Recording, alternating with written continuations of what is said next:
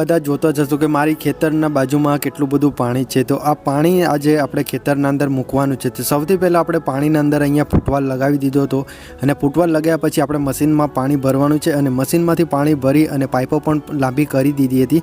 ત્યાર પછી આપણે અહીંયા ખેતરના અંદર પાણી મૂકવાનું છે, કેમ તો આપણા ખેતરના અંદર અહીંયા ચણા કરેલા છે અને ચણાના પાણી મૂકવાનો સમય થઈ ગયો હતો અને ચણા પણ અહીંયા મસ્ત ઉગી ગયા હતા। અને તમે જોતા જશો અમારું હોન્ડાનું મશીન છે, તો અહીંયા તમને પેટ્રોલ અને ડીઝલ પણ નાખી શકો। તો આ પહેલાં કેરોસીનવાળું હતું પણ આપણે ડીઝલ અને પેટ્રોલ મિક્સવાળું બનાવી દીધું છે।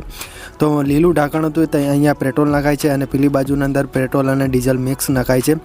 ના આ રહ્યો આપણો ફૂટવાલ, આ ફૂટવાલથી આપણે અહીંયા જોઈન્ટ કરવાનો છે અને ત્યાર પછી આપણે મશીન પણ ચાલુ કરીએ છીએ અને મશીનમાં પાણી ભરવું પડે છે। આજે તમે ઉપરની કેપ જોઈ શકો, કેપને અહીંયા પકડથી ખોલવાની છે અને ત્યાર પછી અહીંયાથી આપણે ચાલુ કરવાનું છે। તો ચાલુ કરવા માટે અહીંયા આપણે આ દોરી આપેલી છે અને દોરી ખેંચવાની, આ સ્વિચ પણ અહીંયા આપેલી છે ઓફ અને બંધ કરવા માટે। અને વ્લોગ પસંદ આવે તો લાઇક એન્ડ ચેનલને